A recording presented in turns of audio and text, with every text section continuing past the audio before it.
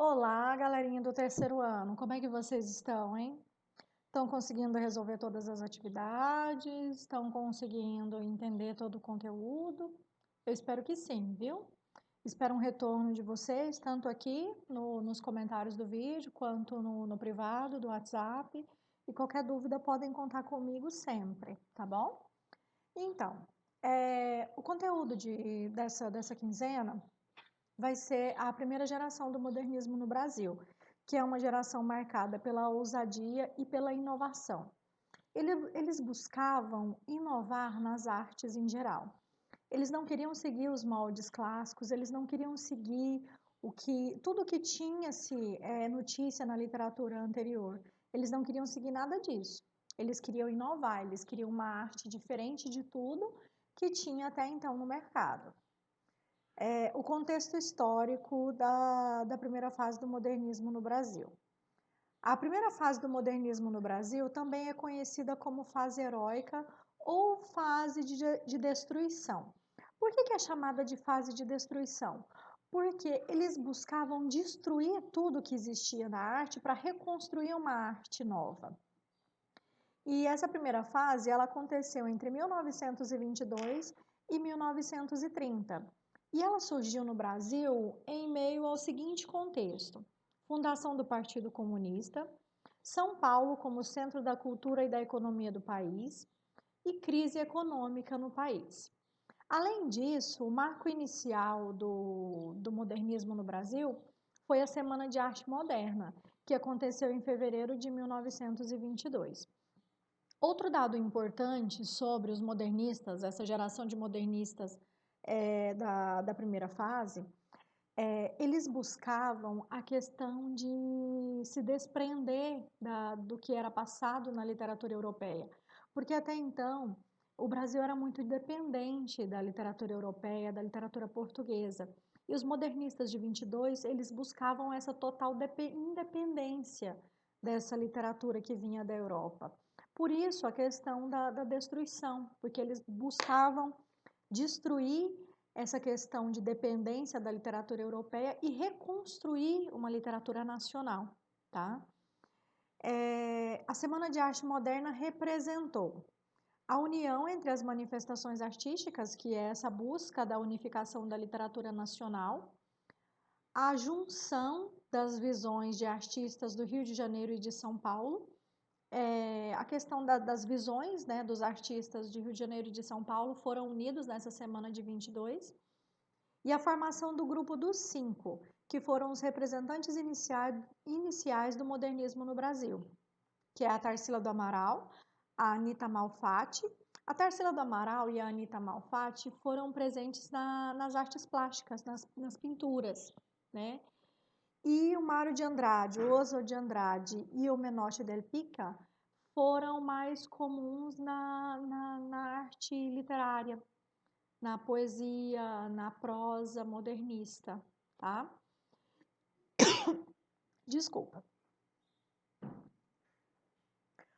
Outro dado importante sobre a Semana de Arte Moderna que aconteceu em 1922 é a questão de que eles criticaram muito o parnasianismo. Porque eu não sei se vocês se lembram, no final do ano passado, a gente estudou duas escolas literárias principais, o parnasianismo e o simbolismo. O simbolismo, ele só foi vigente no sul do país. No restante do Brasil, ainda continuou vigorando o parnasianismo, porque os parnasianos acabaram não dando vez para os simbolistas. Então, o simbolismo foi um movimento que não foi tão forte no Brasil.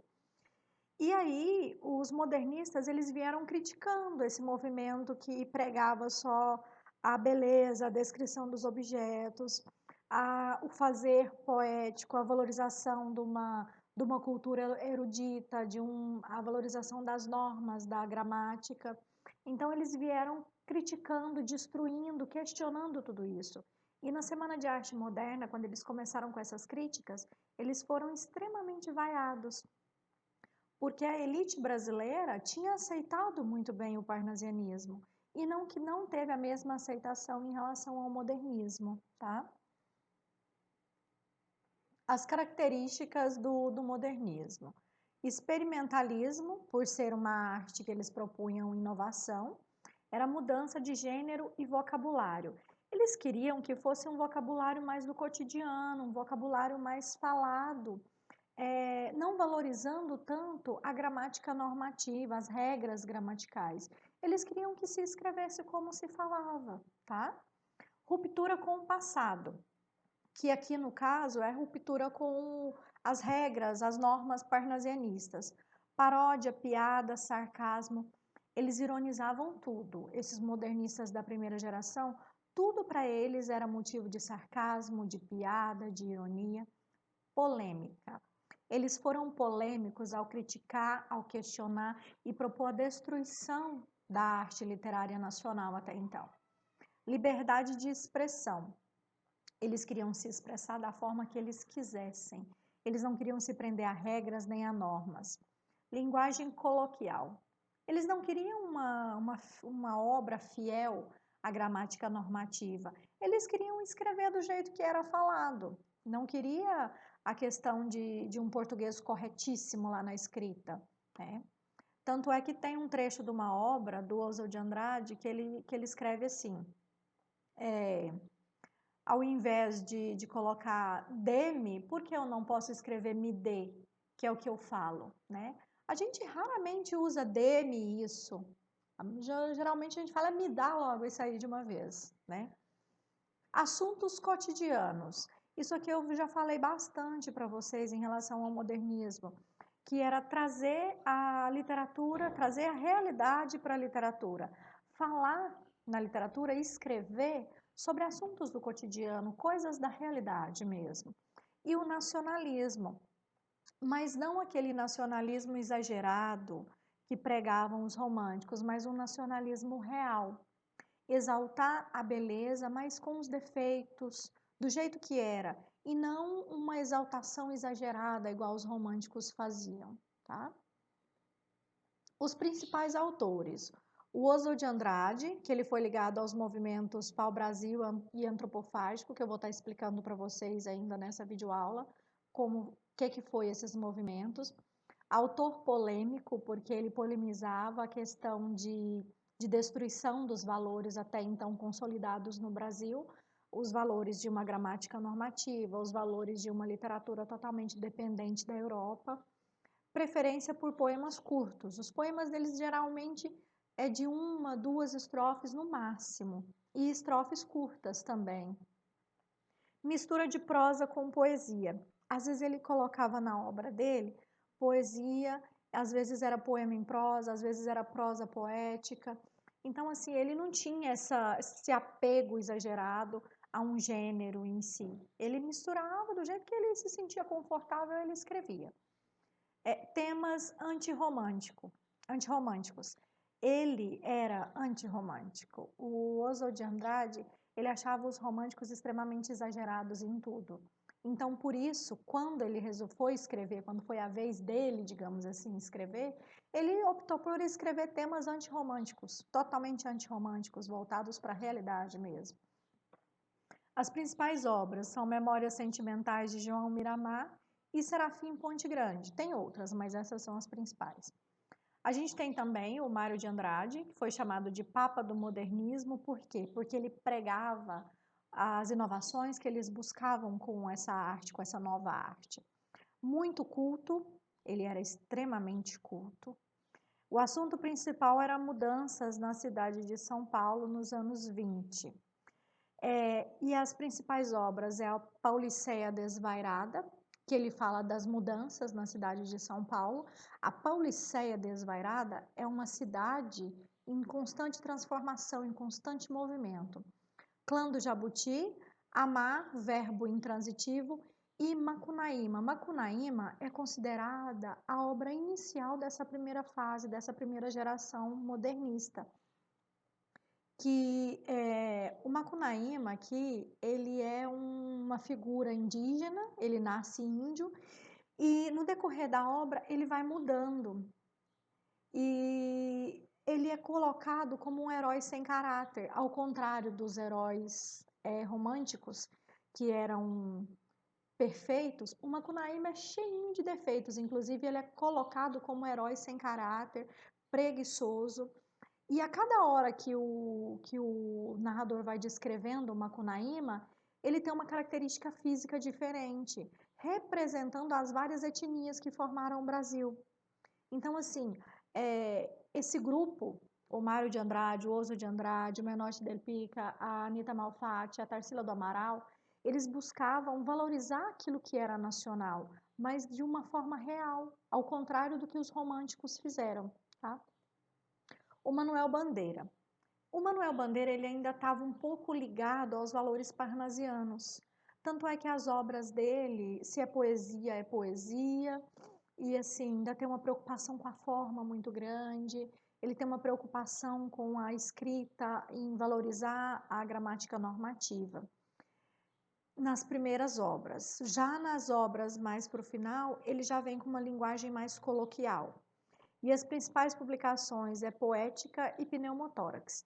Em Poética, são poemas mais aos moldes parnasianos. Em Pneumotórax, são obras mais autobiográficas, que ele fala de onde ele nasceu, onde ele cresceu, como é que foi a vida dele.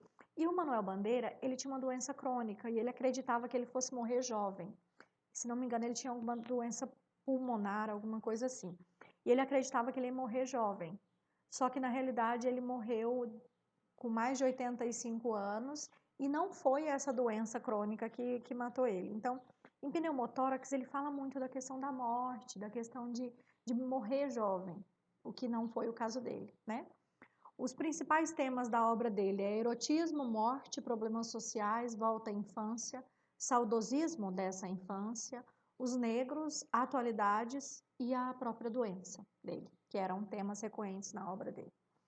A Tarsila do Amaral, nas obras dela, a gente via, tanto na Tarsila do Amaral quanto da Anita Malfatti, a gente via o uso de cores vivas, a influência do cubismo lá, das vanguardas europeias, que era o uso das formas geométricas, abordagem de temas sociais, cotidianos e paisagem do Brasil.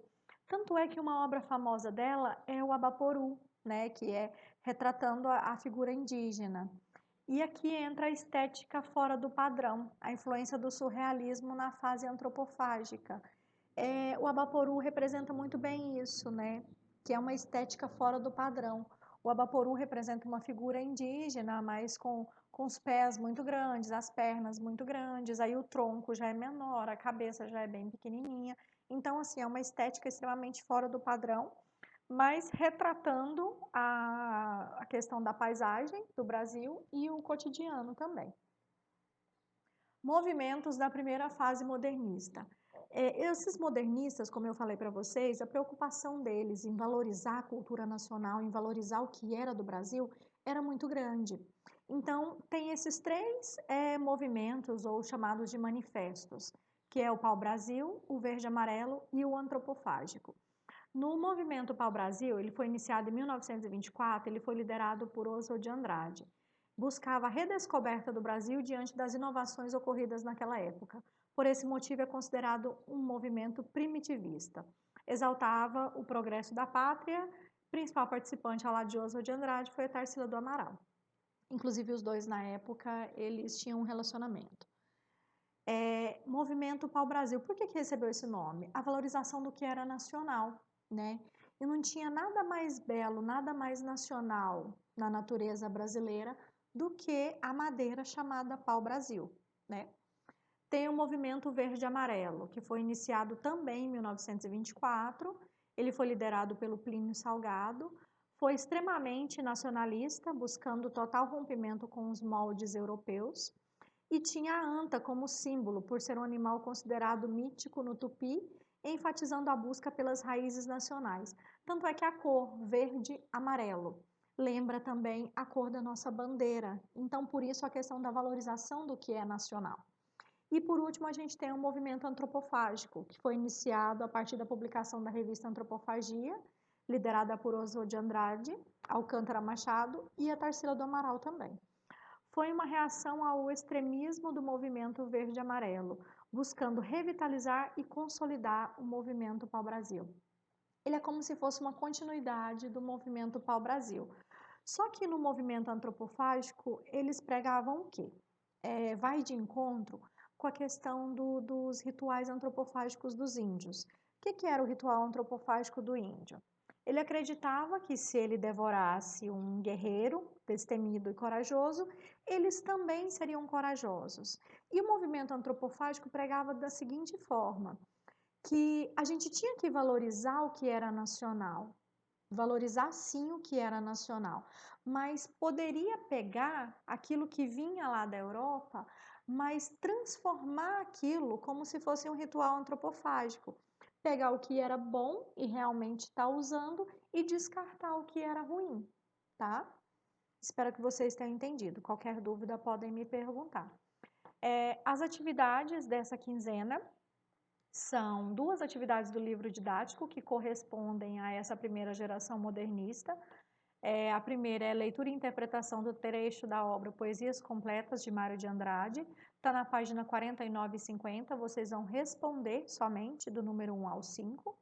E a segunda atividade é leitura e interpretação do trecho de Macunaíma, de Mário de Andrade, que está na página 54 e 55. E vocês vão responder também do número 1 ao 5, tá? Ainda tem mais uma atividade, que é uma produção de texto, que eu vou estar voltando aqui para estar explicando para vocês qual que é o tema da redação, como é que tá explicando tudo certinho para vocês, tá? No mais é isso, bom trabalho, bons estudos e qualquer dúvida podem me chamar, tá? Tchau, tudo de bom para vocês.